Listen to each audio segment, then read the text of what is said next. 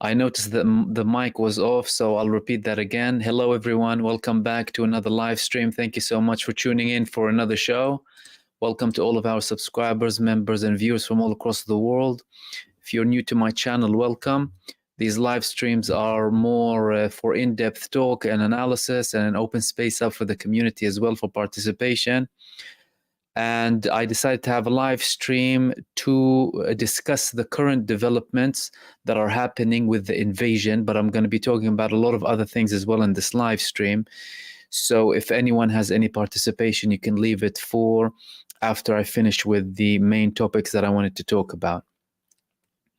I had a video earlier on talking about the first speech from a senior figure in Hezbollah following the assassination of Hassan Nasrallah a few days ago and the confirmation of Hezbollah. Sheikh Naim Qasimi had a statement clarifying that everyone who had been assassinating has someone to replace him. And with regards to the Secretary General position, they will be having an election very soon. And that the election will be relatively easy to them. They are all united as one when it comes to the organization, and that the organization's structure and actions against Israel will not be affected. And this is something that's frustrating the Israelis. The main things were really that the structure of the organization when it comes to the positions of the people who were assassinated, they will be replaced, and the fact that they will continue with their operations as usual. One thing that he mentioned that was very important was the fact that, according to him, Hezbollah are still using the bare minimum when it comes to targeting Israel for one reason or another. They so far haven't unleashed their full firepower. According to him, they are preparing for a very long battle, saying that when you're talking about not unleashing their full firepower, the regular day-to-day activities when it comes to Hezbollah are now Haifa and Ma'ale Adumim, that's central Israel next to Jerusalem. Strategic missiles. Today we had multiple missiles landing in the Haifa area as well. Reports from Israel are saying that there are no sirens in certain situations, and there are no interceptions in certain situations. So you're talking about the day-to-day activities moving as normal and expanding still, while Hezbollah haven't unleashed everything and went all out on Israel. That's when it comes to the speech of Naim Qasem, the Deputy Secretary General of Hezbollah. And of course, if you want to know more details, you can go ahead and watch that video after this live stream. Now, when it comes to what's happening now, we have an invasion. We have a ground invasion in the beginning.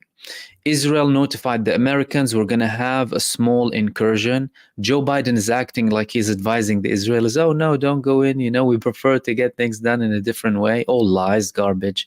The man is sending troops, deploying more forces to help Israel.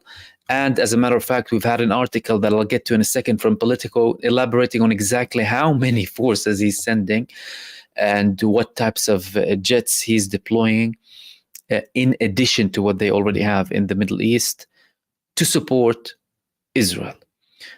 So Israel earlier on, they declared that certain parts of Israel are closed military regions. Metula, Misgav Am, and Kfar Giladi, very close to the Lebanese borders. And we heard more about deployment in the areas of the Syrian Golan Heights. We had more forces in the Syrian Golan Heights from Israel. And of course, they're saying limited ground invasion. This is how it begins. And by the way, previously I labeled the title of this live stream, Lebanese army withdraws, after being asked to do that by the United Nations, the UNIFIL, the forces in Lebanon, and that they actually started withdrawing about 5 kilometers. We had a denial after that. That's why I removed this. With regards to the Lebanese army, we previously had a statement officially from Lebanon that if Israel invades Lebanon, the Lebanese army will be fighting against them. We'll see about that. So far, we're having them slightly going in, but we haven't had any massive actions happening between them and the resistance. And we're talking about very, very limited. I mean, up to an hour ago, Hezbollah sources confirmed that they haven't seen an invasion yet, but all of the indications show that they are slowly starting to invade, and they are notifying the Americans that they are starting to invade Lebanon. Okay. It's clear, it is very clear that what's happening now is that Israel is, like I said the other day, really, is waging a war of extermination against everyone who opposes it in the region for the sake of the United States of America, not just for the sake of Israel, by the way. Israel started to attack Gaza. They said, we want to have a limited invasion in Gaza. People thought it would end with Gaza. Now they attacked Lebanon. They're starting to invade Lebanon. If you think that this will end there, then I don't think you're getting the full picture correctly. Israel is on a mission, and they are declaring it. They are saying it, and they are saying it not just against countries that they are in opposition to and oppose and don't like. They are also saying that against countries they have treaties with, like Jordan. We had claims against Egypt, and now Benjamin Netanyahu is sending a message to the Iranians. Ooh, the Iranian people. We want to bring democracy. They want to bring democracy to Iran or to Iran, right? The regime in Tehran, they don't want what's best for you. Let me show you this video. Let me show you this latest joke from Bibi. I swear the man, I think he's listening to me. He's copying a couple of things and deflecting like they usually do, these people. You know, Iran is using, instead of spending the money on the people, you know, they're spending it on wars. It's like, who's doing that? Yeah, Bibi. Okay, let's, hold on a second. Let's see Bibi for a sec. Let's see Bibi. Yeah, Bibi. Where is Bibi? Here he is. I speak a lot about the leaders of Iran. Yet at this pivotal moment, I want to address you, the people of Iran. I want to do so directly, without filters, without middlemen. Every day, you see a regime that subjugates you make fiery speeches about defending Lebanon, defending Gaza. Yet every day, that regime plunges our region deeper into darkness and deeper into war. Every day, their puppets are eliminated. Ask Muhammad Def. Ask Nasrallah. There is nowhere in the Middle East Israel cannot reach. There's nowhere we will not go to protect our people and protect our country. With every passing moment, the regime is bringing you, the noble Persian people, closer to the abyss. The vast majority of Iranians know their regime doesn't care a whit about them. If it did care, if it cared about you, it would stop wasting billions of dollars on futile wars across the Middle East. It would start improving your lives. Imagine if all the vast money the regime wasted on nuclear weapons and foreign wars were invested in your children's education and improving your healthcare, in building your nation's infrastructure, water, sewage, all the other things that you need. Imagine that. But you know one simple thing. Iran's tyrants don't care about your future, but you do. When Iran is finally free, and that moment will come a lot sooner than people think, everything will be different. Our two ancient peoples, the Jewish people and the Persian people, will finally be at peace. Our two countries, Israel and Iran, will be at peace. When that day comes, the terror network that the regime built in 5 continents will be bankrupt, dismantled. Iran will thrive as never before. Global investment, massive tourism, brilliant technological innovation based on the tremendous talents that exist inside Iran. Doesn't that sound better than endless poverty, repression, and war? From Qom to Isfahan, from Shiraz to Tabriz, there are tens of millions of good and decent people with thousands of years of history behind them and a brilliant future ahead of them. Don't let a small group of fanatic theocrats crush your hopes and your dreams. You deserve better. Your children deserve better. The entire world deserves better. I know you don't support the rapists and murderers of Hamas and Hezbollah, but your leaders do. You deserve more. The people of Iran should know Israel stands with you. May we together know a future of prosperity and peace.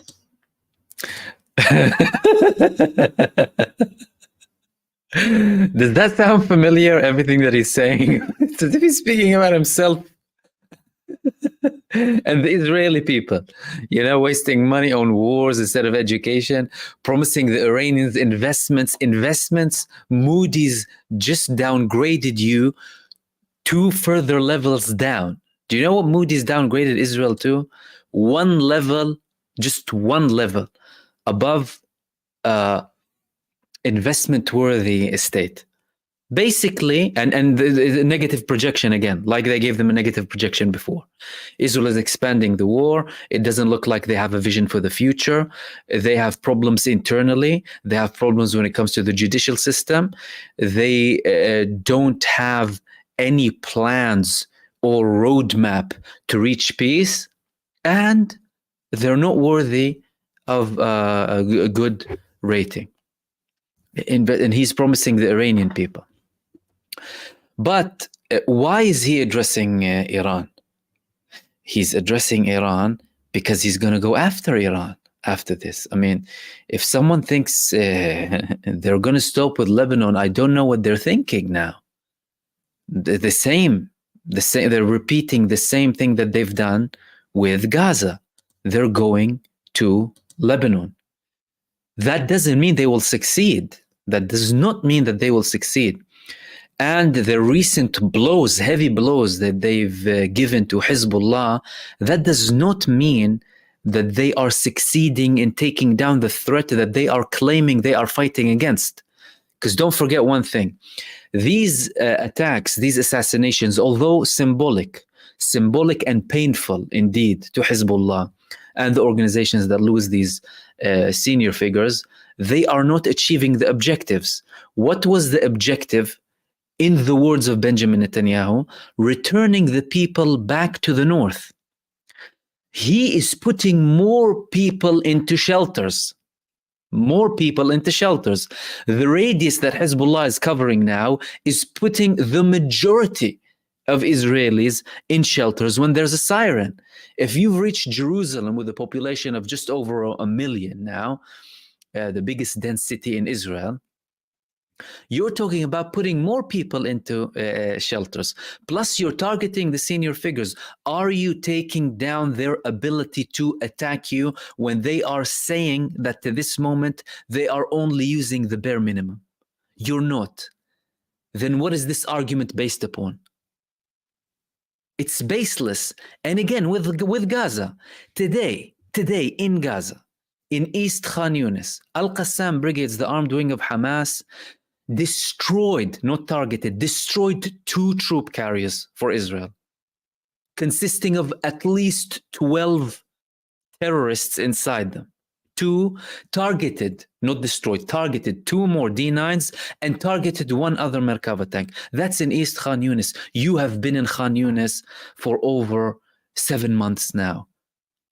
You failed miserably with Gaza, and you will fail miserably in Lebanon. So what kind of return is this man talking about?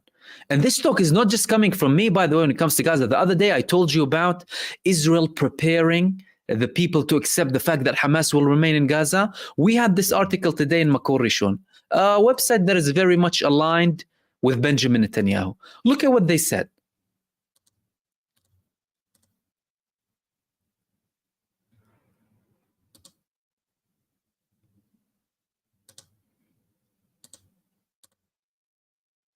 Despite military achievements, Israel hands over the management of Gaza to Hamas. That's the title. The military of wing, this is what they claim. Look how ironic is that and how stupid as well at the same time. The military wing of Hamas has been defeated. Liar. You liars. They're defeating you day by day. And how can they have any sort of existence over the ground, right? So heavily without having this existence under the ground. At the same time that they're continuing, the army emphasizes the road to completing the mission is Gaza is still long. You're never going to reach there. But you're saying that Israel is handing over the management of Gaza to Hamas. And the other day we had another article, another Israeli website saying that Hamas now controls 2 million Gazas, the population of Gaza, meaning you failed to take down the governing power of Hamas, let alone defeat Hamas, let alone dismantle Hamas, let alone destroy Hamas. All of these claims that Benjamin Netanyahu has been banging on about ever since the beginning of this war. We want to destroy Hamas, we want to release the prisoners, and we want to ensure that Gaza never poses a threat to Israel again. Nothing whatsoever, zero. And when the moment came to such a high, intense level of protests against Benjamin Netanyahu in Israel, with almost 1 million in one protest, approximately 800,000, the biggest recorded protest in Israeli history, he goes to war with Lebanon. What? Couldn't he have done all of this with Lebanon before that?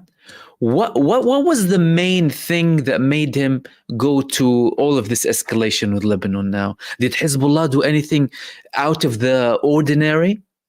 Retaliation. They started very minimal. You started to expand. They started to expand. And then you decided to go further and expand further, meaning you expanded the fire range going on who the Israelis you're claiming to protect. You're claiming to protect the Israelis, right? Firstly, the families of the first and most important people in Israel you should be concerned about, the prisoners in Gaza, are against you and against the war. Yesterday or the day before, we spoke about the families of the Israelis imprisoned in Gaza, saying that attacking or killing Nasrallah does not bring our people back. And it won't bring them back because he doesn't care about them, because he sold them. But some people are not realizing the mentality of Israel now, a country that used to be shaken whenever 1 or 2 people were kidnapped before, and now they are selling all of their old population. What does that mean you? What does that mean to you? The Hannibal Directive on a mass scale. If anyone's talking about the Samson option, well, they're already implementing this. But the Samson option, not against them. Not against the people at the top, against the population. Hannibal Directive against the population. They're not doing anything to protect the Israelis. They're not doing anything to reach a solution. They're not giving any hope or any prospect for the future. And this man has the audacity to go and promise the Iranians hopes of investment, right, for the future. Now, Hezbollah are escalating at their own pace.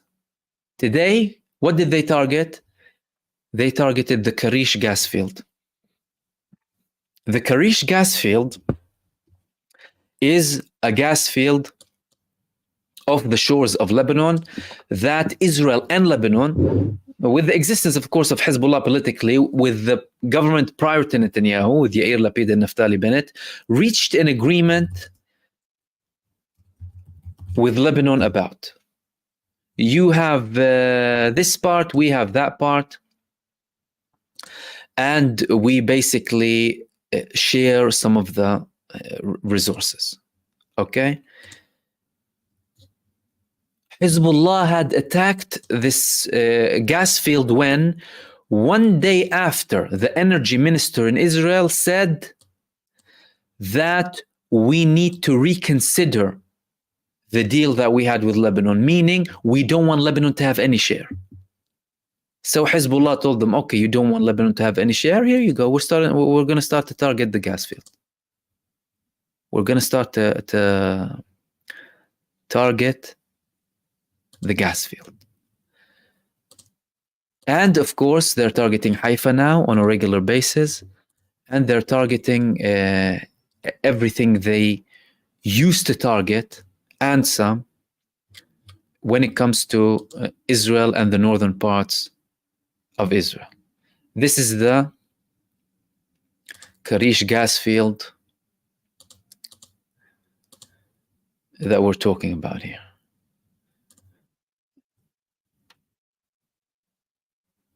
This map, I mean, I'm not sure if it's from an offshore technology. Well, it looks like more. I'm not sure exactly if it's the pro-Israel, but I'm intending to show you the map here. Okay, I'm not sure how accurate these are and these lines here are when it comes to thing. But Karish is here. Lebanon is claiming sovereignty. Israel, they reached a resolution, but now they're saying nothing. And these are the gas fields off the shore of Gaza. The Benjamin Netanyahu handed gas explorations to multinational companies for 2 weeks into the 7th of October, the biggest attack on Israel ever, right? All of a sudden, he is worried about gas exploration contracts, Netanyahu, instead of worrying about the people who were kidnapped and returning them home.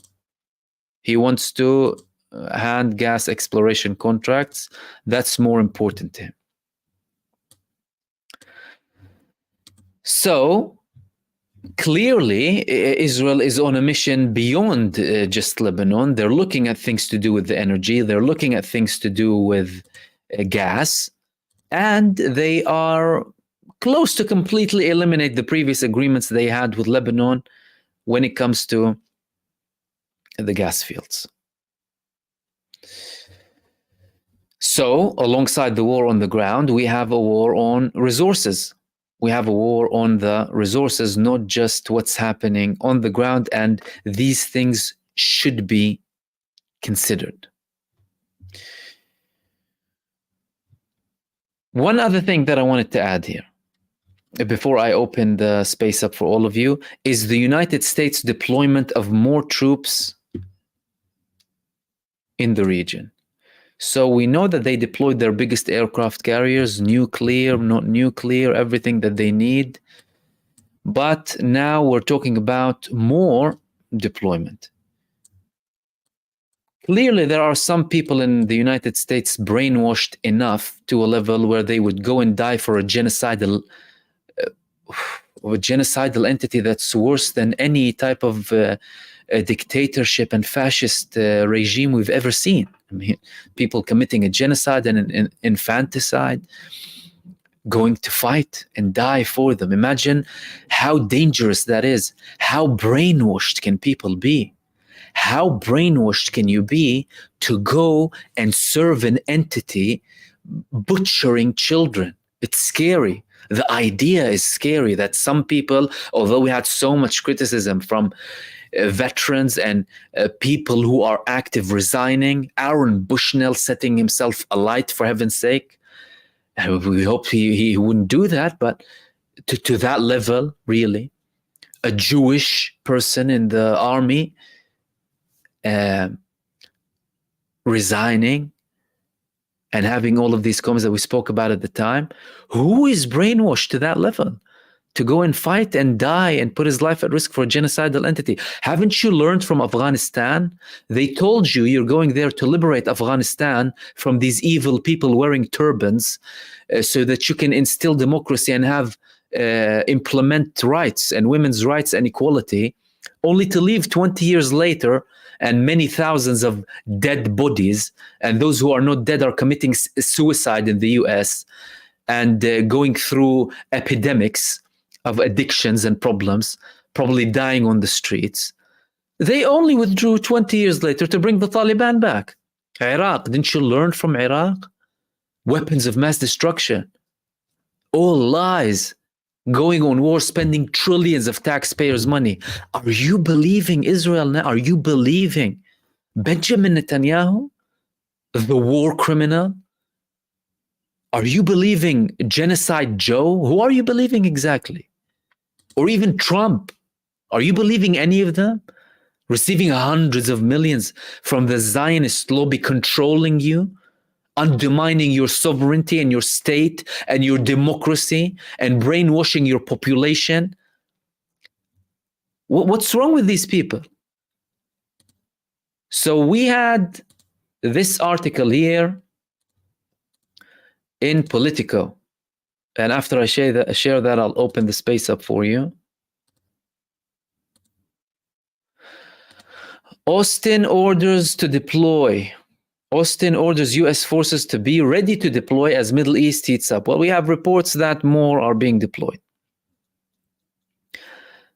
The U.S. further beefing up its military presence in the Middle East, sending in additional troops and putting others on standby while keeping an aircraft carrier on station as the region prepares for more violence.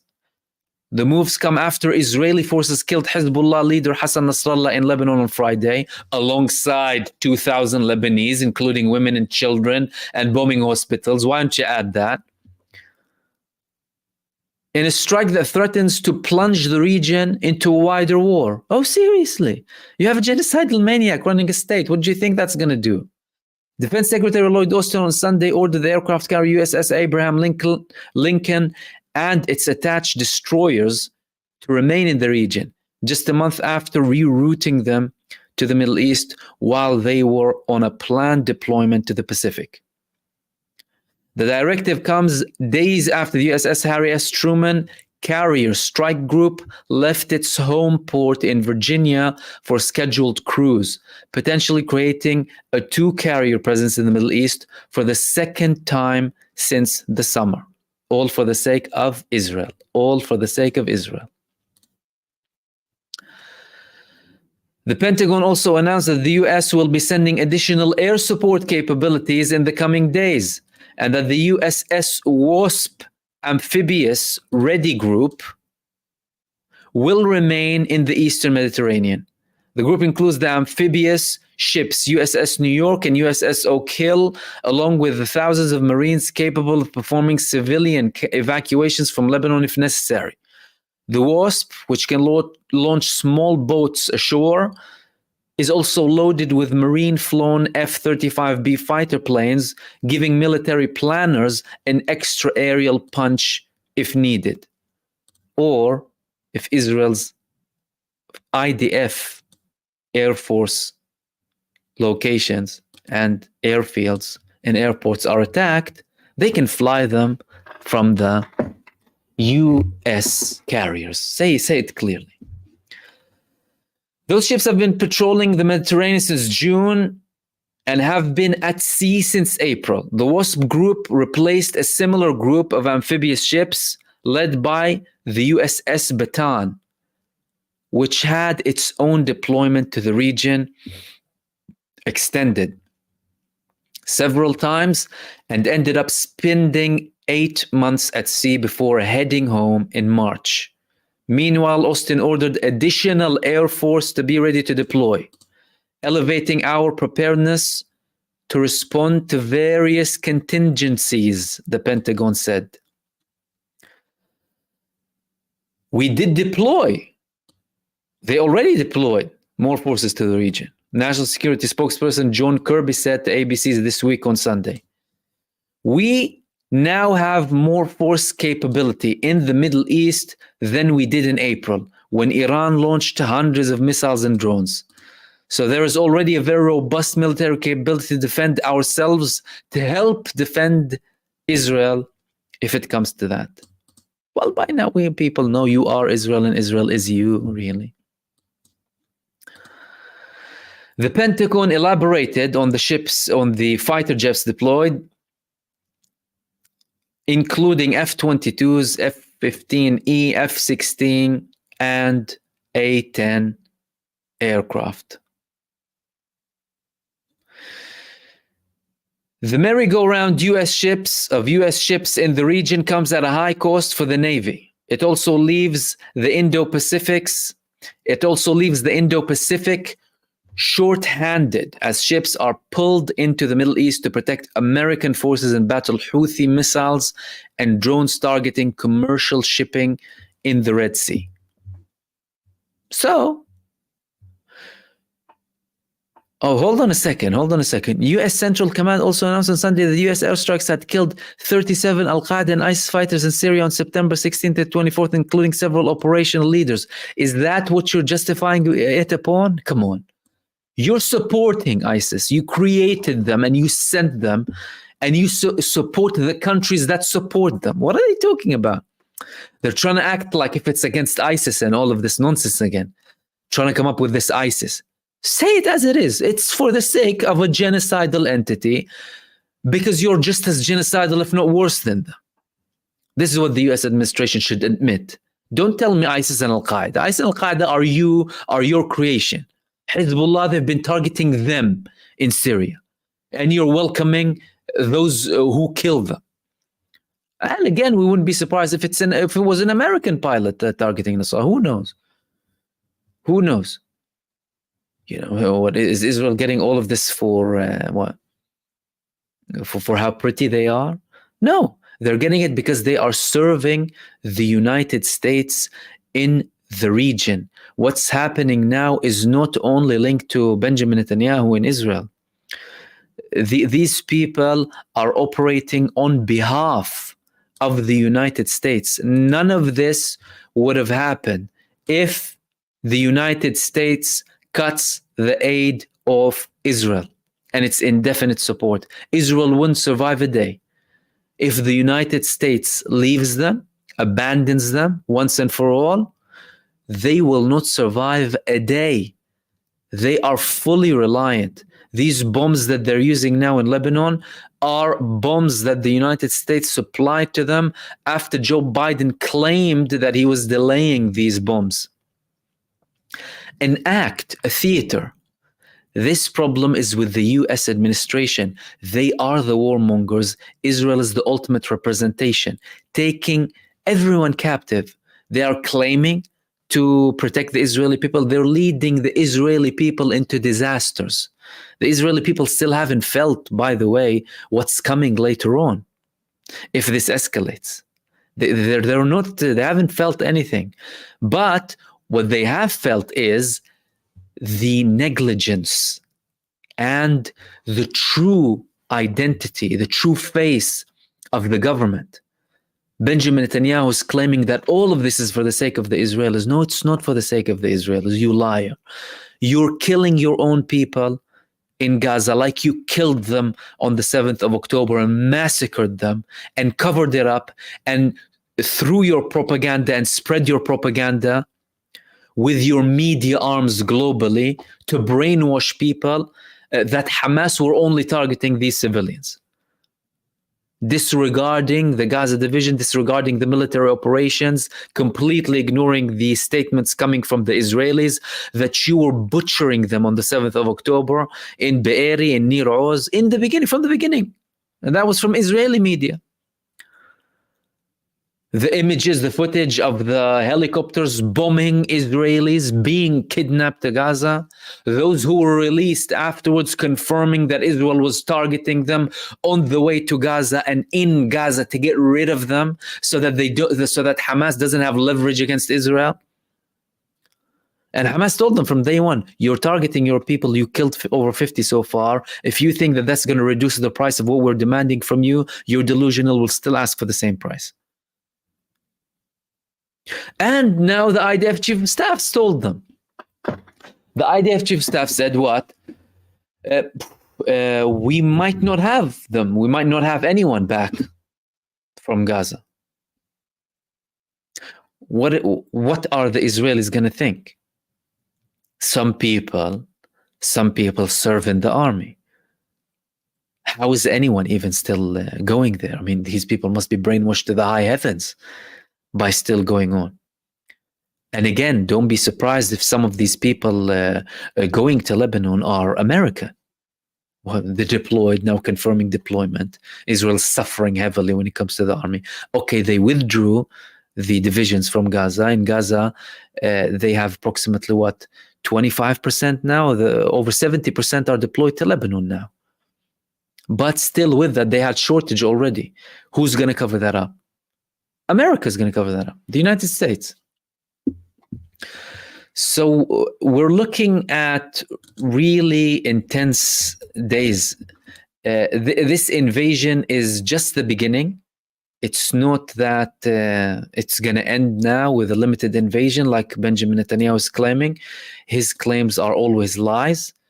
Previously, Gaza said, they said that Gaza was a temporary limited invasion, only for them to continue and expand and go to Lebanon. The biggest question is, before I open the space up for all of you, where is this going and will Iran participate? That's the big question. Some people are asking this based on genuine interest to analyze the situation, which is our aim really, to analyze. This is what we do. We analyze, we read, we see. And others have more malicious intent. There's a very big, large media campaign against Iran. And it's global. It's from mainstream media. It's from the US. It's from Israel. It's from Arab states as well. Why? Because all of them have something against Iran for one reason or another. The United States has a problem. And when I say the United States, that means Israel and its proxies. Europe is the United States proxy. Europe is not an independent continent. Europe is a slave to the US following World War II. Hardly any European country has any independence, really. They're slaves to the US administration. Likewise with Israel. So we'll say the US.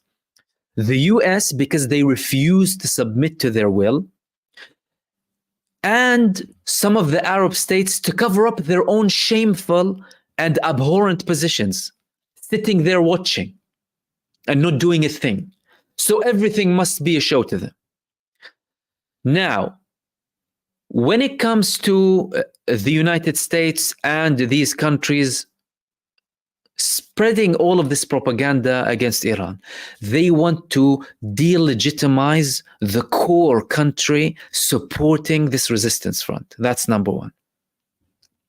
Number two, instill division between the resistance fronts, to tell them, no, the main country that supports you, it actually backstabs you and they don't need you and they're selling you out.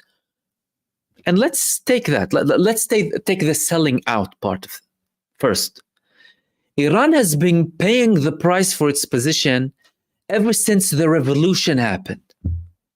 They have been paying the price globally. They paid the price with wars being forced upon them. They've paid the price economically. They've faced the price with embargoes. They paid the price with delegitimization. They paid the price from diplomatic. They constantly pay the price. It would have been easier for them from the beginning to say, I'm Iran, they're Lebanon, I have nothing to do with them, I have nothing to do with Palestine, I love the guys, right? And they're oppressed and all that, and I feel sorry for them. And if they can get killed, I'll send them a couple of meals and build a few field hospitals once Israel destroys everything, which is the official Arab position now, generally. You know, you can die, fine, we'll probably send you some medicine if Israel allows to open the borders. They could have taken that position. They haven't.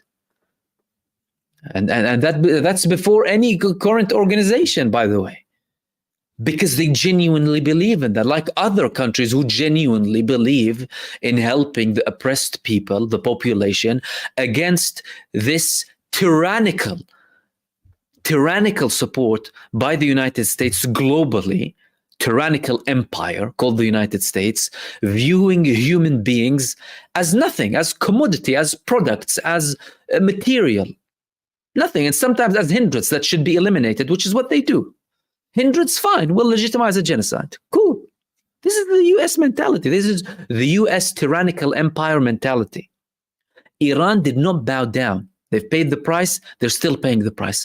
Plus, selling them out. And what is that going to do exactly? Taking a leader off for the sake of Israel and the United States. But still sending them weapons, but killing their own advisor with them in Iran, but sending the people and killing them. What kind of logic is that? If Iran genuinely wanted to change position when it comes to organizations they support abroad, they will slowly start to shift position genuinely. Not with all of this theater. Fact of the matter is, foreign policy is not even almost debatable when it comes to the resistance movements. It's a core principle.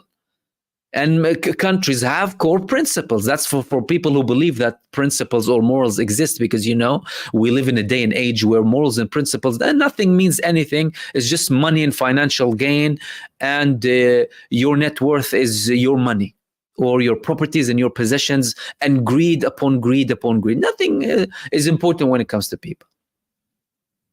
It's important to highlight that. There's an argument that they should go in now. There's an argument that they shouldn't go in now.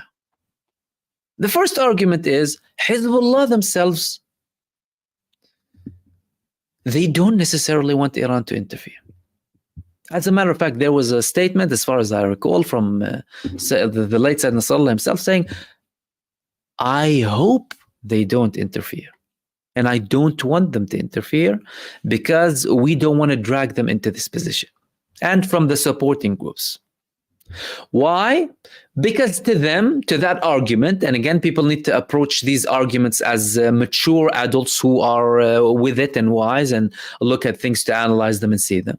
To them, to that argument, well, they would immediately fall into the trap and legitimize the plan that Benjamin Netanyahu has to be dragged into this all-out war and go. That's number one. Could be true, could be false. Could be a right approach, could be a wrong approach. The second argument is, well, you're having a genocidal entity supporting by a hyper-genocidal empire called the United States and its slaves in Europe, the slaves of NATO, following everything for American purposes, disregarding European interests, European economic interests, European sovereign interests, and everything to do with that. And the war with Russia and Ukraine is very, very telling when it comes to that. Look at all of the economic trouble and suffering Europe faced because of having this hostile approach with Russia for the sake of a comedian puppet sellout called Zelensky serving the United States empire and its objectives for global hegemony and the ultimate control over Russia. Then expand. Why? Because it's a scale going up. It's upwards. It's not like we're backing down. Netanyahu started this in Gaza. Then he continued to Lebanon. Well, what's going to stop him then from other countries too? Well, they're talking. He posted maps. Evil, curse versus blessing. Who's the curse? Lebanon and Syria and Iraq and Iran and Yemen are the curse. And the other countries are the blessing. And by the way, don't believe him about this blessing thing, by the way. He'll turn the blessing to a curse in a day. Blessing and curse. What makes you think he's not coming for you? That's the question. So the second argument is, if you don't battle the front in Lebanon, you will be battling it in the streets of Tehran. That's for Iran. Now, the question of a response or lack thereof when it comes to Iran, no one has that answer. We have statements. No one has that answer. And from the beginning of Hezbollah's participation, we said from the beginning, Iran wouldn't necessarily intervene if Lebanon is attacked, because Lebanon was attacked before. Intervene militarily directly with personnel. Why? Why? And people need to understand why. People, supporters of the resistance in Lebanon, are being refused to go to the south by the resistance itself. Why? Because, well, we don't have capacity. The people are in their place. We have more people than what we actually need. And it's not time for you. If we lose people or whatever, then we might need you. But we don't need you. That's number one. So the manpower, They have the manpower. More people are begging to go to the north from Lebanon, for your knowledge. But they have more than enough people already in Lebanon. In the mountains, in the tunnels, under the ground, over the ground, hidden, seen, not seen. And most of them are unseen. To a level where Israelis thought they were fighting demons in 2006. So this is the first argument. I don't need your manpower because I have manpower. The second argument, what are you going to do? Launch missiles from Iran and face interception from the US, Saudi Arabia, Jordan, Israel, alongside a couple of other genocide supporting countries? That's the second argument. When we have the same missiles that we need to attack Israel from nearby locations with less likelihood of interception, that's the logic of the second argument. Of the first argument, excuse me, which is we don't want your support now. The second argument is to prevent them from going to Iran. But that's not necessarily going to happen if you have certain deployment when it comes to Lebanon. What is genuinely the need based on the current developments and based on where things are going? The genuine position appears to be as follows. Hezbollah, like they declared, they are using minimal force, but enough to a level to go deeper into Israel based on their escalations at a minimal level. From an internal perspective, that's their strongest point. And that's where Israel is miscalculating very heavily with the ground invasion. If you supposedly had all of the success by Air Force and AI and technology is your strong point, why do you need to go and invade? You can come up with an image of victory. There's greed, there's land greed. And there are talks about this biblical land and the importance of South Lebanon in the Torah and the importance of South Lebanon in Judaism. That's what the Zionists are saying now. Hezbollah would not necessarily need manpower at this moment. They are currently restructuring when it comes to the losses, the heavy losses that they faced at a leadership level, losses that automatically have people to replace them, as confirmed by the deputy today, and not just people to replace them, but a third option in case that deputy goes away. And by the way, the Deputy Secretary General of Hezbollah today said that we are following Sayyid Nasrallah's plan to the T, not changing anything. And if anyone is betting on another figure coming and acting in a different manner, it's not going to happen. So if certain people, for example, are waiting for someone to only react emotionally and at an instant manner without calculation, that's not going to happen. And that's probably the thing that would hurt Israel the most. Because they're trying to instill division, they're trying to tear them apart, they're trying to completely cut off the command from the manpower or the people who are fighting Israel in Lebanon. And what is expected is, if Israel starts to invade Lebanon, from Hezbollah's perspective, they've seen what Hamas has done in Gaza, a war of attrition where Israel to this day hasn't been able to achieve anything from its declared objectives of the war, let alone having an army exhausted and defeated and humiliated and demoralized and psychologically damaged, and tens of thousands of people wounded and disabled, and hundreds of thousands of them with PTSD and killing themselves, let alone the people fleeing Israel, the economic brains departing, and the economy is in ruins. Society is split more than ever before, and trying to portray this image of victory by targeting heads of certain movements, something that never ever worked previously by facts when Israel targeted these people. They only increased them in power, only increased them in capability.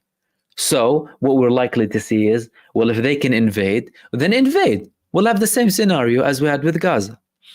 You want a war of attrition? Welcome. We're in the mountains, we're in the tunnels, we're embedded in our land, and you are foreigners to the land that you are occupying, and you are a fake entity, and your own people are not willing to fight for you. Therefore, you have the United States now deploying more forces and coming. And Sayyid Nasrallah in his last speech, he said that my wish is for them to come into Lebanon. My wish is for them to come into Lebanon. And he knows exactly why he's saying that. Not for the love of Lebanon being occupied by a foreign entity. Hezbollah made Lebanon sovereign. There's no Lebanese sovereignty without Hezbollah. Hezbollah expelled the Zionist terrorist aggressors from Lebanon. Hezbollah gave Lebanon a statehood. Hezbollah are the reason that Lebanon looks like this in the map, by the way. Like Hamas liberated Gaza, like the Egyptians liberated Sinai. Israel only took a step back after being met with force because it's a neo-colonialist, expansionist entity with no defined borders. Our borders are the last footsteps of our soldiers. That's what Ben Gurion said. And in Lebanon, again, anyone talking about Hezbollah. Without them, you have nothing. You don't have a state. You have an authority maybe like the West Bank. And that's about it. And enough of me. Let me open the space up for you, see if you have any comments or questions. Thank you so much, everyone, for tuning in for another live stream. Apologies if I took a bit more time today just to elaborate on so many things. There were a lot of things to speak about. Irma Spaho, Cookie Dough, Stephen Burrows, Siraj, Patricia, Dennis Huggins, Jalal Hassan, and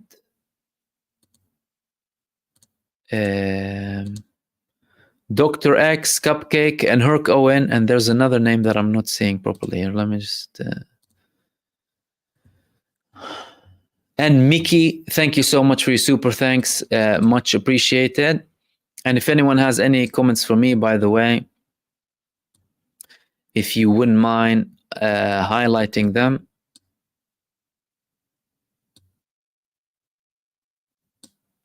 Gullyberg, President Putin rushed the Kremlin to hold an emergency meeting just now. Russia knows things are escalating. They know the United States by now. They know Israel is the United States. And they are preparing to help whenever needed. So these back and forth visits to Iran weren't for no reason from the top figures in Russia. The military planes, they weren't there for no reason. And don't forget, Russia's there. Russia's in Syria. Russia has its own port, Tartus port, controlled by miles away from American ships, right? So when Americans are telling you, I'm coming closer there, you're coming to Russian territory. So, of course, they're going to have meetings. So from Russian perspective, these hostile ships can be used against me. If the reports are true, and there were a couple of reports about the United States positioning some of its ships just off the shores of northern Lebanon to prepare for evacuation. These are the general excuses. Well, you're just miles away from Tartus. Tartus is controlled by Russia. So, of course, they're going to have a meeting. From their perspective, they know you. You're an expansionist, violent empire. So they have to have a meeting. They have to prepare. And they know it's coming for them. It's not like they don't have experience. They have experience of the Americans breaking their promises with them constantly, time after time, and expand, again, of course, against the people's will, and by destroying the people if they resist them, or at least attempt to destroy them, and commit genocides against them.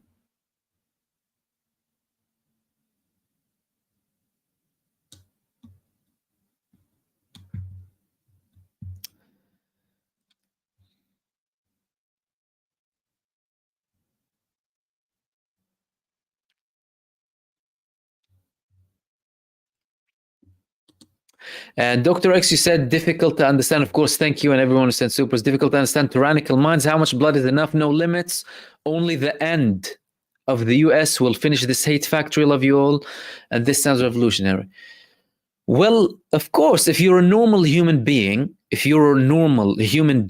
basic human being with a functioning brain and functioning moral compass, it's difficult to understand any mind, any spirit, any soul, any heart that has no regard for people's lives, for innocent civilians, for people going through genocide and being butchered, and the mass homicide of children and destruction and so much barbarism and depravity. It's of course difficult. If you're a normal person, it's difficult for you to understand that.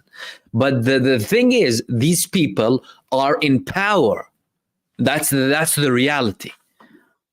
They will try and cover it up in any way, shape, or form, but that's the reality that we live in. And that's not a reality that should be accepted. That's a reality that should be resisted. This is not normal for people to ignore all of these atrocities, let alone support them. It just shows you who these people are in power, supporting this entity committing mass scale war crimes, crimes against humanity, genocide, and acts of barbarism against innocent civilians. Anas, is World War III about to happen? Well, maybe. They're pushing the buttons with Russia, aren't they? They're attacking nuclear facilities in Russia.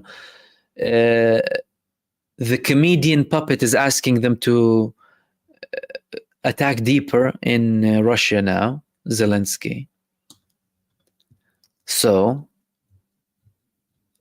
they don't have a problem. They clearly don't have a problem.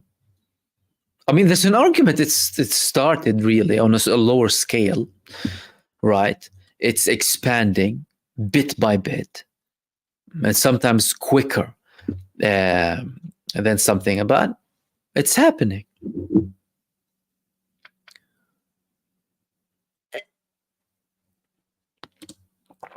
Jack Ayub, Assalamu alaikum, brother. Wa alaikum salam, brother. Mahmoud, like I said to you before, they can't handle the resistance in Gaza. Now they decide to go to meet a gorilla in Lebanon. That is very true. That is very true. And you know what's funny? The Israeli soldiers who fought in Lebanon know that very well. That's the funny thing.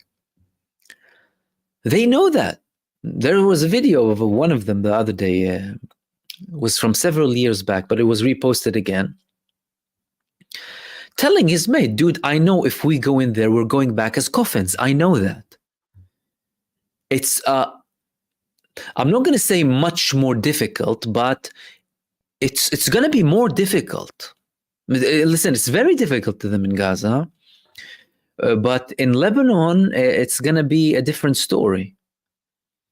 Because they are very well embedded. And although Israel had these massive blows at a leadership and top figure personnel levels when it comes to Hezbollah, they haven't had a remote success when it comes to that, when it comes to Hezbollah's capabilities.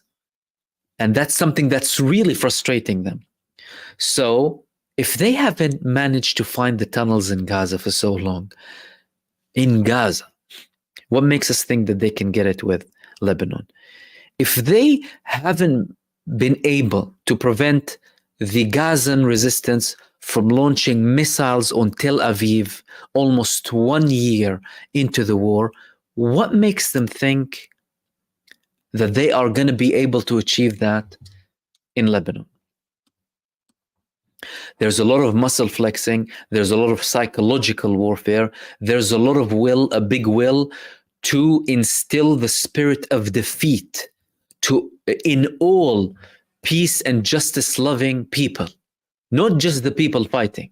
These people are at the forefront fighting this evil, but they want to instill it in anyone who even considered or considers the prospect of a change. They want to tell them either my way or you're dead, basically. So that won't work, unfortunately. I mean, you've come to the wrong people. Talk about the bravery of Gaza. You have lions in Lebanon.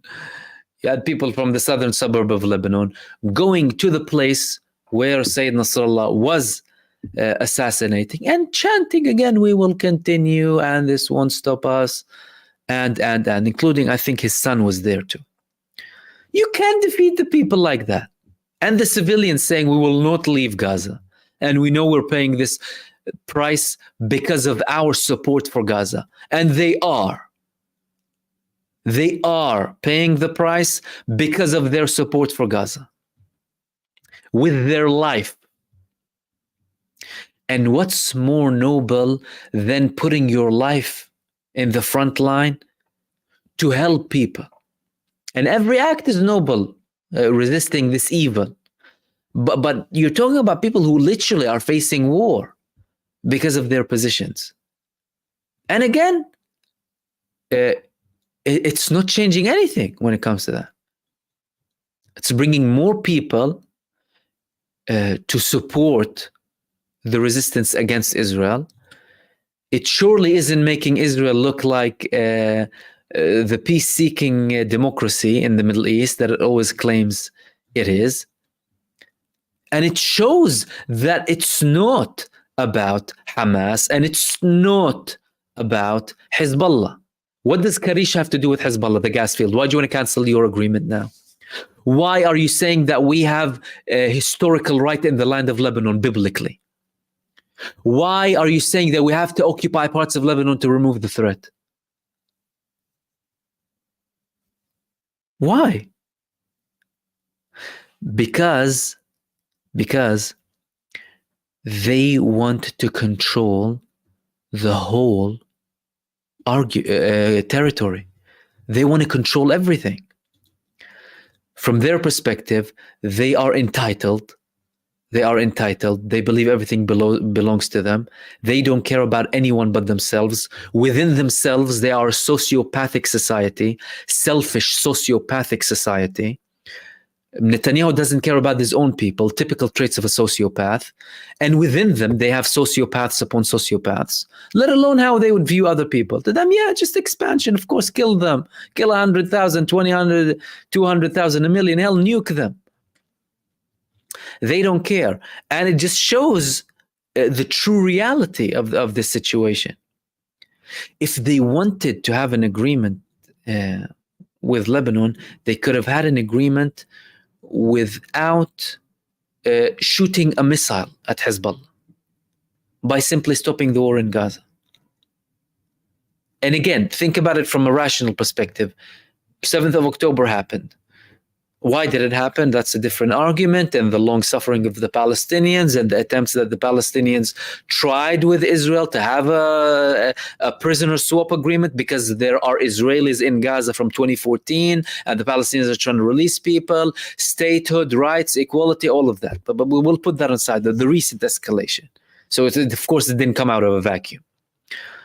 The Palestinians have justified resistance. But starting on the 7th of October, Israel, of course, ignored a couple of things here and there. They could have prevented something. They didn't. They spinned everything. But it was a blow, and all of this happened. Well, the first thing you would think, anyone who actually has genuine care for his people, is, how do I stop this right now and get my people back? Because my people are at risk. They are in enemy territory. We cannot guarantee their safety. And although Israel was hindering their safety in Gaza and killing them, by the way, so the least safe thing for Israelis in Gaza was Israel. The least safe thing in Gaza for Israelis kidnapped in Gaza was the IDF, bombing them, specifically bombing them, gassing them to death in many cases, including people who were in the army.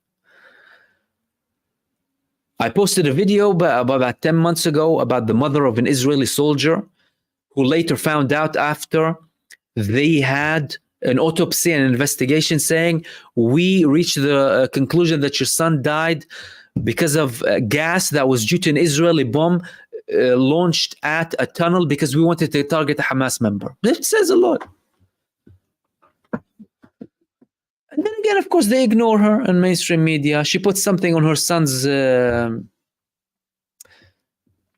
what's it called? Grave, they remove it. And they continue. You would have reached a certain settlement. You would have gotten your people back. What's the price, Hamas? Oh, I want to release XXX. Okay, fine. A difficult blow. We're going to have to swallow it. Why? Because if I am in an existential threat and I need to bite the bullet, I'll bite the bullet and take myself out of the existential threat to later on think what I'm going to do with you.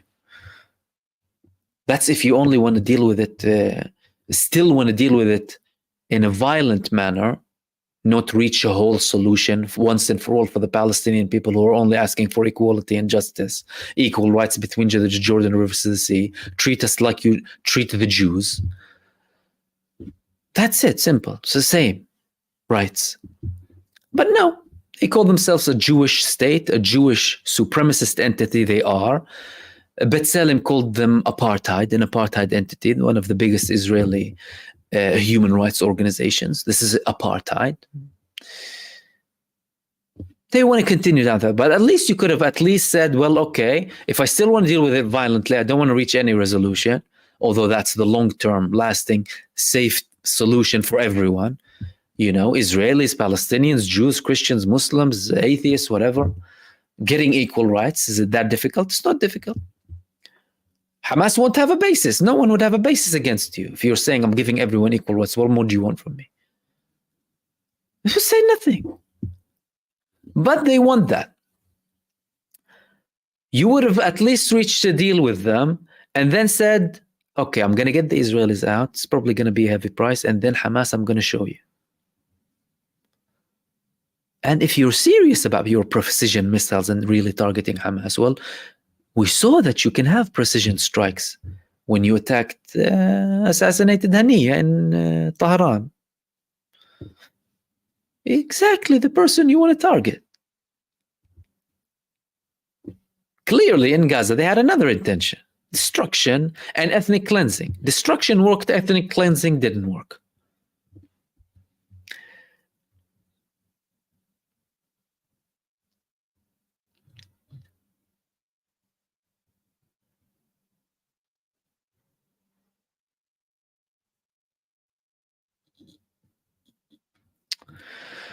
Okay, let's see what else we have. And sorry if I might miss some of the comments, by the way. Usually we'll miss some stuff in the live stream.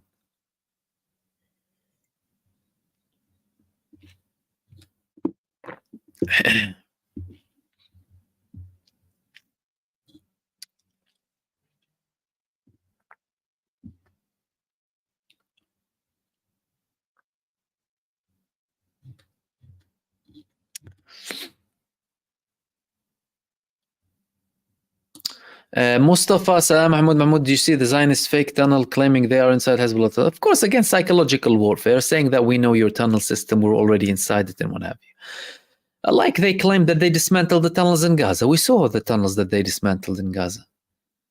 Well, how comes you haven't taken everyone so far?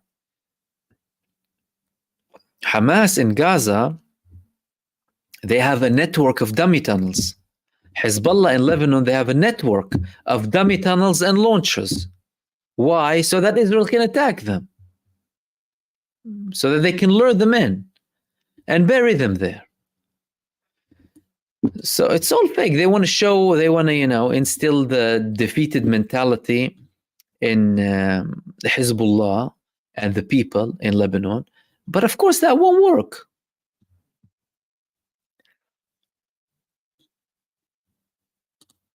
Mahmoud, how does this war differ from previous wars? Are there any positive or negative indicators that point towards which side is winning? This is the ugliest war that I have ever seen between the Palestinian side and the Israeli. Absolutely the ugliest war. It's very barbaric. It's very dark.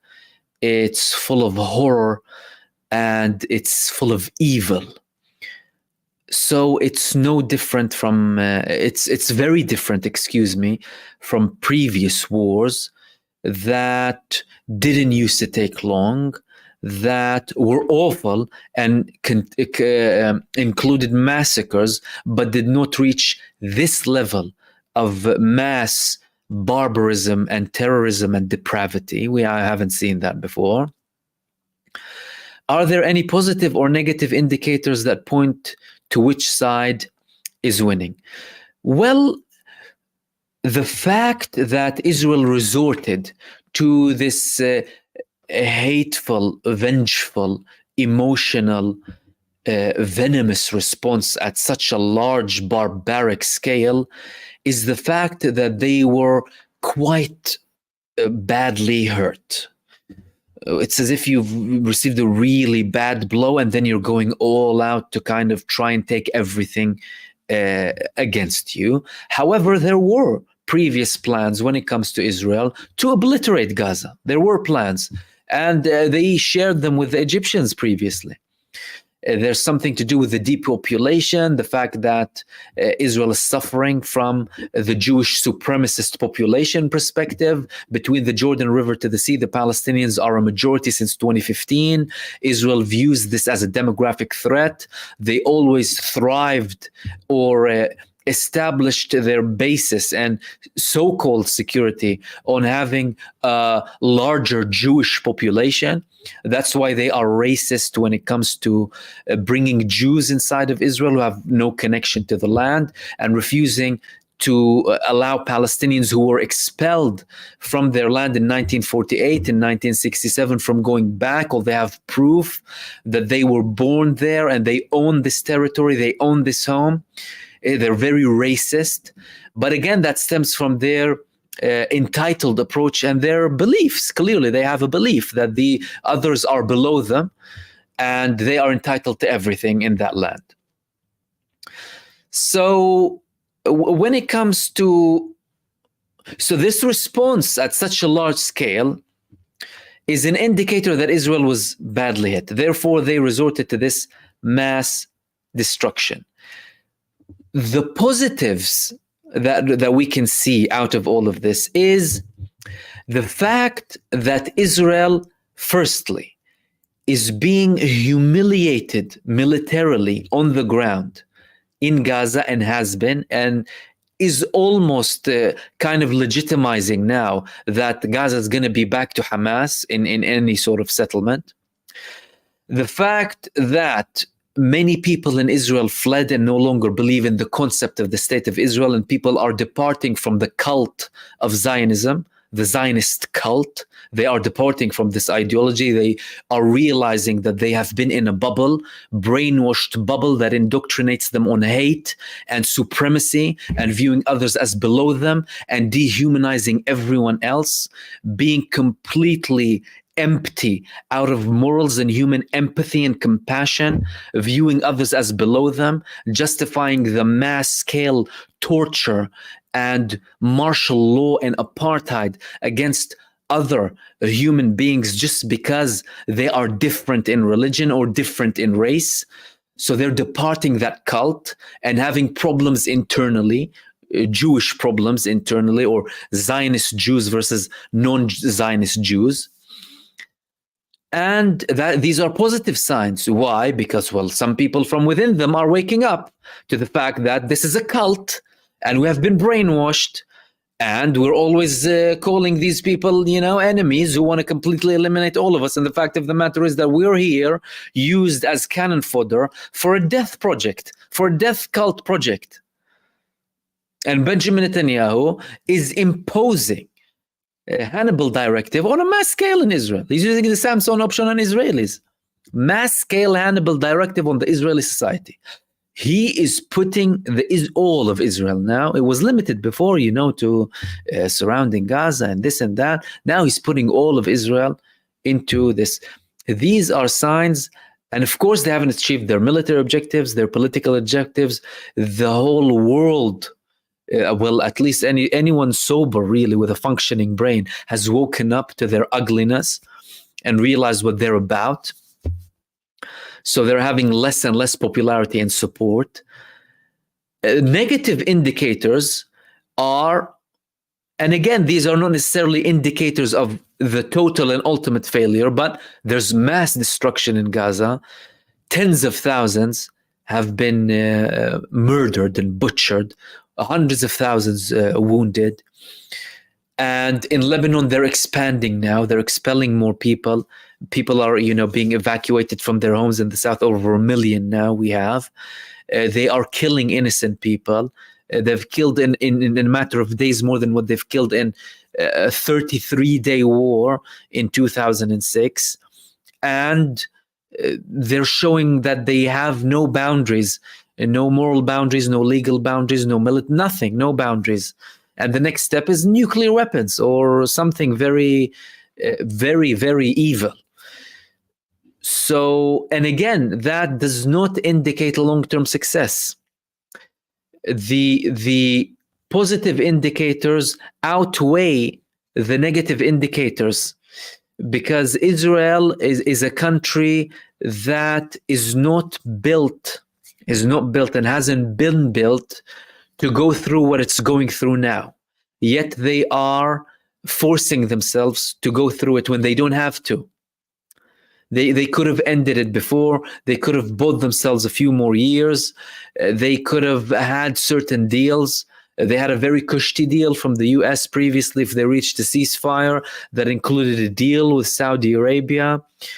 But they are only choosing the path of blood and murder. That is bringing more wreck and lack of safety on Israelis. They brainwashed many Jewish people to come to this state as a safe haven for the Jewish people. And they've indoctrinated hate in them because they told them this is the only safe place for Jewish people. Of course, with the Holocaust and mass use really of this victimhood card and this Holocaust, and in many cases boosting things up and telling them that this is the safe place for you. This is the safe place for Jewish people. And any Jewish person inside of Israel who thinks really would see that this is the worst place to be a Jew in. Why? Because, I'm saying that people want to hate me and want to exterminate me. However, I have a government that is talking on behalf of Judaism and doing everything it possibly can for people to perceive and view Jews in a certain manner.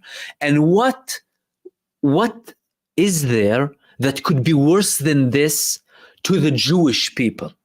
Nothing could be worse than this. Why? Because it's in the name of Judaism.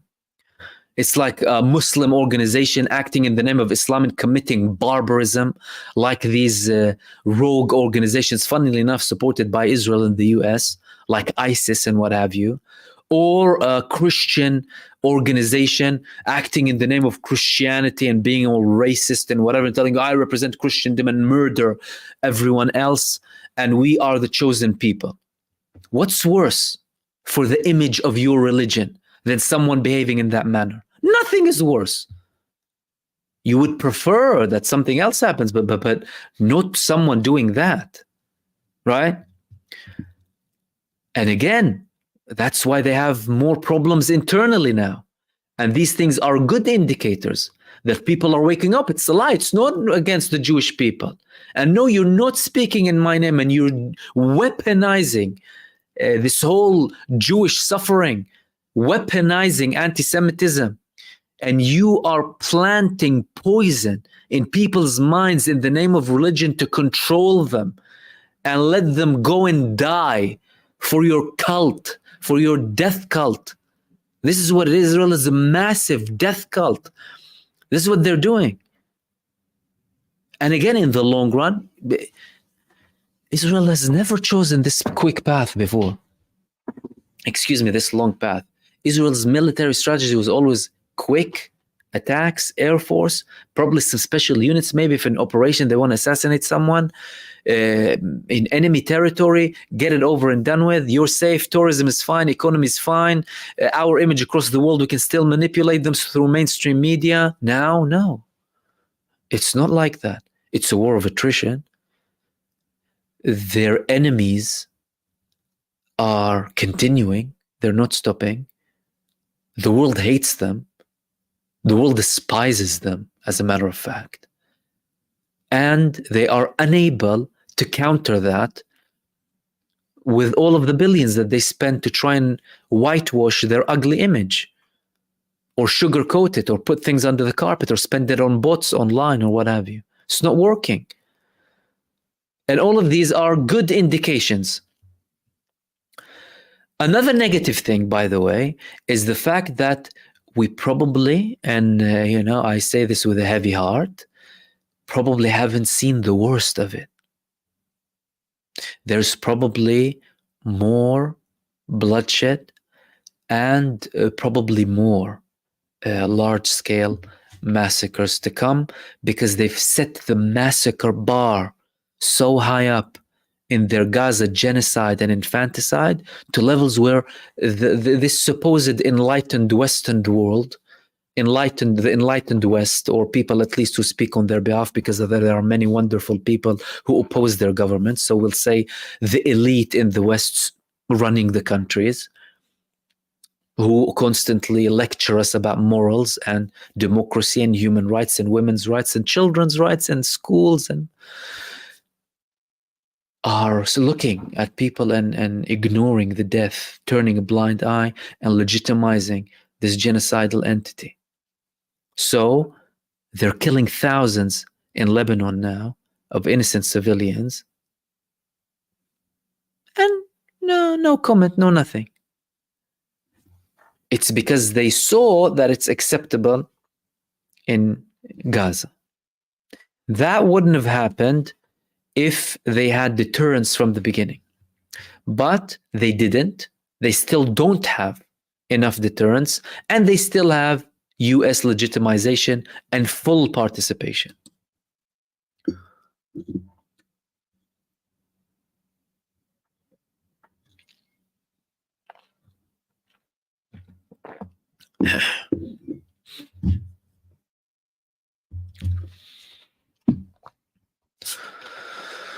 Okay, I'm gonna have to go down a lot after this.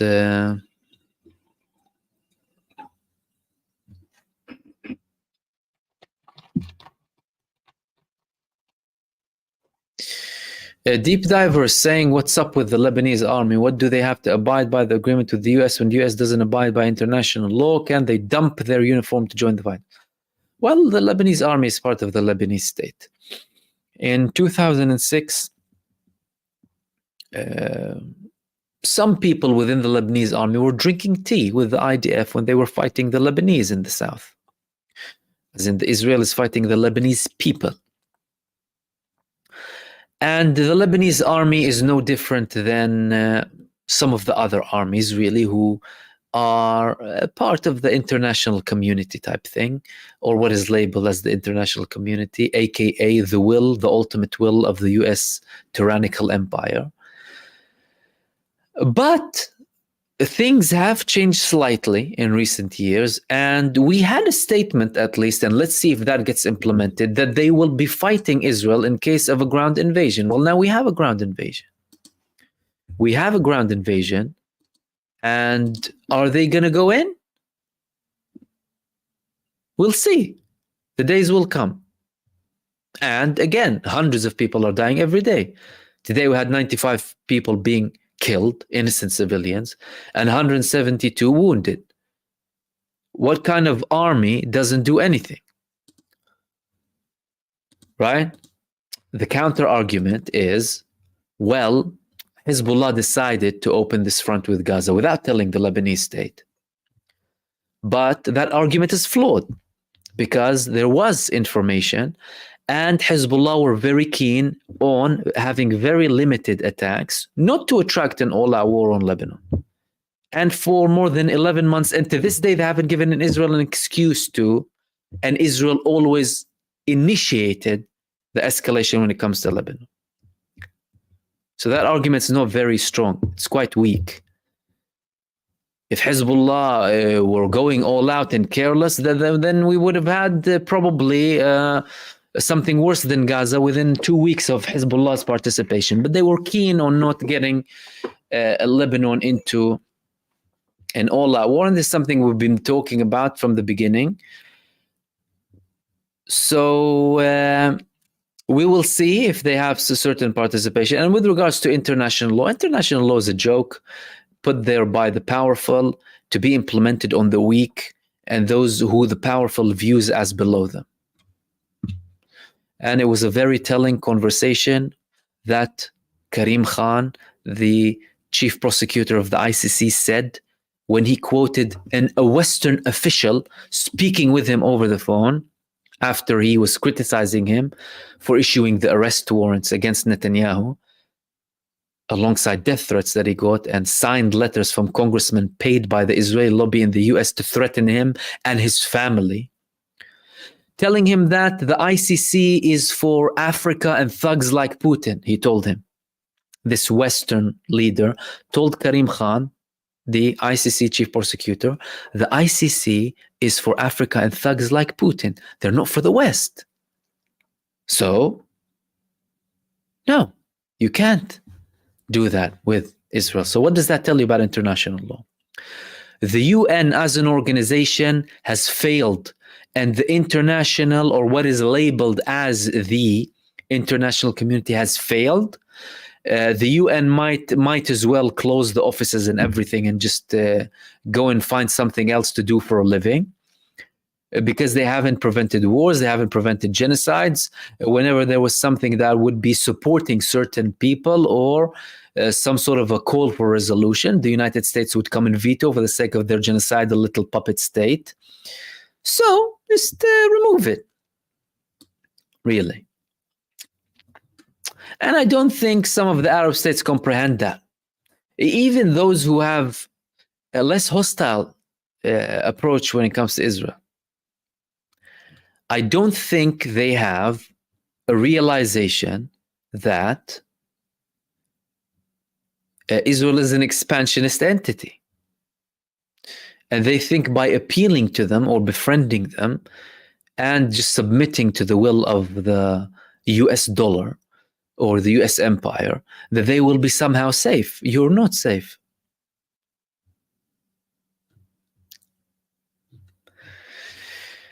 Okay, let's see if we have anything else. And I'm sorry, I will be choosing just the last couple of questions. But thank you so much, by the way, for everyone who is participating and sharing your inputs. Very much valued.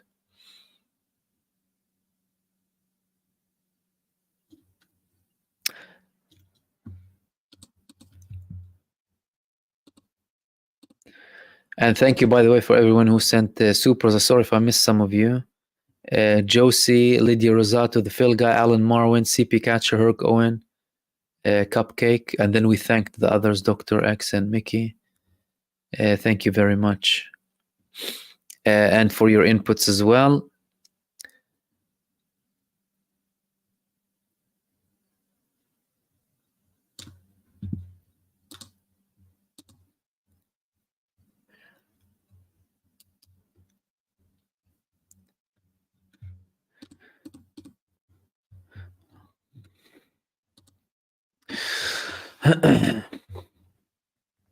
And Mahib, thank you so much for your super. Much love back. Mahib from the UK. And everyone in the UK listening, and everyone outside of the UK. Okay, we'll take this last one. Perceived the reality. Hi, Mahmoud. How strong is the unity between Lebanon, Yemen, Syria, Iran, and the Palestinian resistance? The United stand divided before. That's a great strength in unity.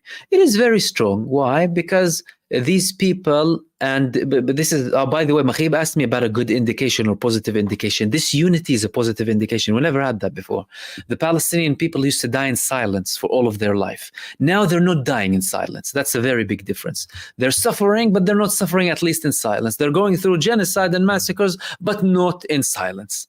The vocal, everyone is vocal across the world, you know, very much appreciated. For everyone who's vocal, just vocal or commenting or posting or whatever it is, very effective and very good. But this front, you're talking about Lebanon, Yemen, Syria, Iraq, and Iran, this is unprecedented. We haven't seen this coordination. We haven't seen unity of fronts. What is this saying? Well, this is like having a defense pact almost. And it was surprising to a level. Why? Because Hamas took this on their own accord. They made the decision. They didn't even tell the PIJ, the Palestinian Islamic Jihad, who is the second biggest group. They just decided we need to end this occupation now, and we need to go in. We shouldn't be defending. We need to attack. And they attacked. And once they attacked, they declared it. Everyone, please participate. We attacked. And we call on Lebanon, Yemen, Iraq. I'm not sure if they called Syria and Iran as well, but I remember them asking Lebanon and Yemen and Iraq, at least, to participate. And they participated. They participated. Limited, not limited, this, that. They participated. And they weren't prepared. They weren't notified. It probably wasn't very convenient. You can say, well, you pushed me into a corner and I don't want to participate now. Why are you doing this to me? Why are you asking me? But they participated. Why? Because they care. Because they know that the Palestinian people have been facing this evil for over 76 years and no one's looking at them. Everyone's just watching them die. And when they die, they'll send them things to wrap themselves with. Like the packs of aid that came from some Arab states, coffins or whatever, something to wrap the dead with. Thank you. You know, a couple of medicines or food to keep us alive. But they participated, and that unity seems to be unbreakable. And I think now it looks like it's just going to be more escalation. It doesn't look like Netanyahu is backing down. It looks like the United States are actively now entering the battle, which was expected if it reaches a really tough stage. And we're not likely to see things de-escalating. Why do I say that? Because for a second there was an argument that Netanyahu might use the recent assassinations in Lebanon as kind of the final victory, trophies for the Israelis, or at least the Israelis support him, because they like death trophies, the Israelis. A death cult, you come with a trophy of a body of a dead child or whatever it is. They like that. So scenes of, for example, trucks full of bodies, they love these things in Israel. They wish, more and more people, they love death. So Netanyahu was thinking of giving them a big trophy. Look how many people we killed, here's your trophy, right? Drink the blood. And probably get out and try and reach some sort of an agreement. Why? Because he's going up in the polls. Now his opposition is losing mandates in recent polls in Israel. So he ran forward from Gaza. Now, somewhat, this is another indication here that, are they trying to legitimize it in the head of the people that we're accepting the fact that Gaza is there and we might end it at some point? But again, you can view things positively if you see other hopeful, positive signs. So far, there are no other hopeful, positive signs. And we don't know if, the other side is still to this day believing that it might stop at some point without it being dragged to an all-out war like what Netanyahu wants, because it clearly plays to his benefit. We don't know. But, apart from that, the fact that they're legitimizing the fact that, Hamas can be there so that tomorrow when they reach a ceasefire and say, okay, Hamas is still there, then, okay, fine, we have a ceasefire. And then Lebanon, they'll tell the Israelis with the excuse of them going back to the north, well, look how much we eliminated Hezbollah, we took down Nasrallah, we took down this and that. The Israelis who were living in these northern settlements would have a bit more confidence, say, oh, okay, thank you, you killed Nasrallah, you killed these people. And they will come up with, of course, more falsehoods. Like, of course, they can have a backing of we killed Nasrallah, we killed the leaderships, yes. but they will inflate the attacking the capabilities of them attacking you, and you'll never have a 7th of October in Lebanon. Hamas, they're still there, but they're unable to conduct on the 7th of October, and all of this talk to justify to Israelis that you can go back, it's fine, and elect me. I did that, Netanyahu. You know, bring me back to power. Maybe, from my perspective, I mean, it's probably unlikely, because I haven't seen, anytime we saw a bit of a positive sign, it was immediately gone. And it might just escalate further. Or all of a sudden, Netanyahu comes and does a U-turn and says all of that. I mean, maybe he'll probably have to do a couple of more polls for the Israelis who live up north, because in recent polls, you know, the majority of them said we're not coming back, whether you get a deal or not. And, you know, things were looking really bad. And you're talking about very crucial areas when it comes to Israeli economy, Israeli production, agriculture, again, factories, technology as well, and the area surrounding Gaza too. So that's, you know, here you could have potentially a hopeful sign that, look, maybe he just killed all of these people now, and then he wants to de-escalate and potentially reach a deal. On the other hand, well, you've inflicted so much damage so far that you're not going to stop now, right?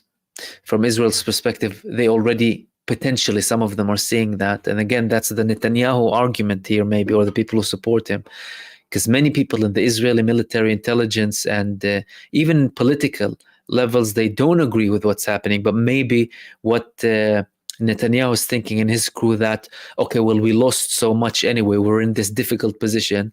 I mean, the IDF chief of staff gave us a hint the other day that we've been waiting for this opportunity for a very long time, and if we're not going to do it now, we're never going to have an opportunity, right? Like his excuse that, okay, well, if we leave the Philadelphia corridor, we're never going to go back there.